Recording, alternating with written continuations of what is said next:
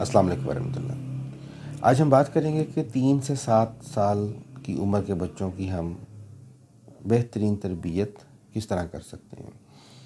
جو last time ہم نے ویڈیو ریکارڈ کروایا تھا اس میں ہم نے بات کی تھی کہ ہم 2 یا 3 سال تک کی عمر کے بچوں کی تربیت کس طرح کر سکتے ہیں، اور اس ویڈیو میں نے ذکر کیا تھا کہ کسی بھی بچے کے جو پہلے 7 سال ہیں وہ بہت اہمیت رکھتے ہیں۔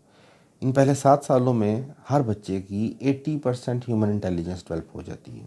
سمجھانے کے لیے میں نے آپ کو مثال دی تھی کہ فار ایگزامپل ایک بلینک پیپر ہے، اس بلینک پیپر پر سادے ایک کوڑے کاغذ پر آپ جو چاہیں پرنٹ کر سکتے ہیں، اور جو آپ اس پیپر پر پرنٹ کر دیں گے وہ تب تک اس پیپر پر ویسے ہی پرنٹڈ رہے گا جب تک وہ پیپر آپ کے پاس محفوظ ہے یا وہ پیپر سلامت ہے یا صحیح ہے۔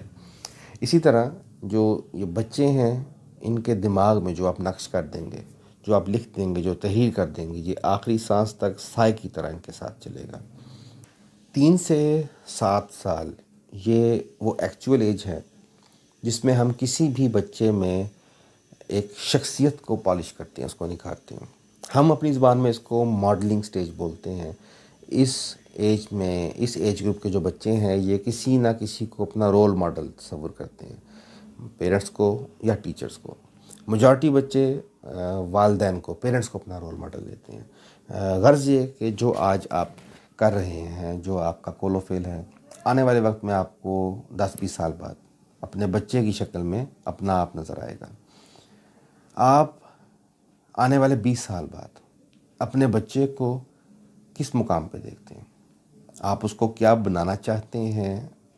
آپ اس کی شخصیت کس طرح کی چاہتے ہیں؟ یہ ہے وہ ایج جس میں آپ نے اس بچے کو تیار کرنا ہے آنے والے 20 سالوں کے لیے۔ اب وہ شخصیت جس کا خواب آپ نے آج دیکھا ہے کہ 20 سال بعد میرا بچہ اس شخصیت کا مالک ہوگا، وہ ڈاکٹر ہوگا، وہ انجینئر بنے گا، وہ بزنس مین بنے گا، وہ ایک سوشل ایکٹیوسٹ بنے گا، آج آپ نے اس کی تیاری کرنی ہے۔ اب ہم اس کے لیے کیا لائے عمل اختیار کریں گے، کیا کام کریں گے، ہمیں کیا کرنا ہے، آئیے اس پر بات کرتے ہیں۔ سب سے پہلے تو آپ اپنے بچے میں ویلیوز فیڈ کرنا شروع کریں، اس کے دماغ میں، اس کے مائنڈ میں ویلیوز فیڈ کرنا شروع کریں۔ ویلیوز مثال کے طور پہ آپ اپنے بچے کو وقت کی پابندی سکھائیں، آپ اپنے بچے کو ریلیجیس ویلیوز کے بارے میں بتائیں، اس کے دماغ میں ریلیجیس ویلیوز کو فیڈ کریں۔ فار ایگزامپل آپ اپنے بچے کو نماز پڑھنے کا عادی بنائیں، اس کو ذکر اذکار کرنا سکھائیں۔ آپ اپنے بچے کو کھانا کھانے کے آداب سکھائیں، اس کو ملاقات یا لوگوں سے ملنے کے آداب سکھائیں۔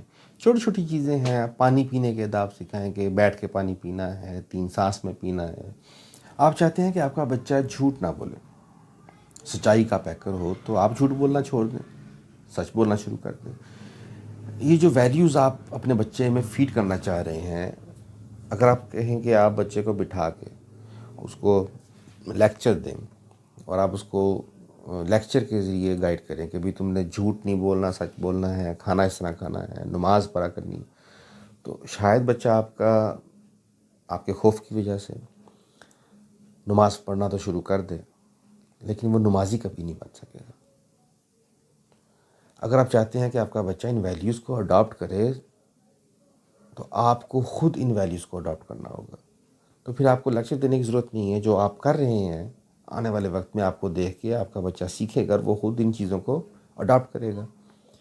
ایک اور کام جو بہت ضروری ہے اس ایج میں، بچوں کو ایموشنلی پازیٹیو رکھیں، یہ بہت ضروری ہے، نیگیٹو چیزوں سے دور رکھیں۔ فار ایگزامپل بچے والدین کے لڑائی جھگڑے نہ دیکھیں، جو خاندانی لڑائی جھگڑے ہیں، جو تنازعات ہیں، ان سب سے بچوں کو بہت دور رکھا کریں۔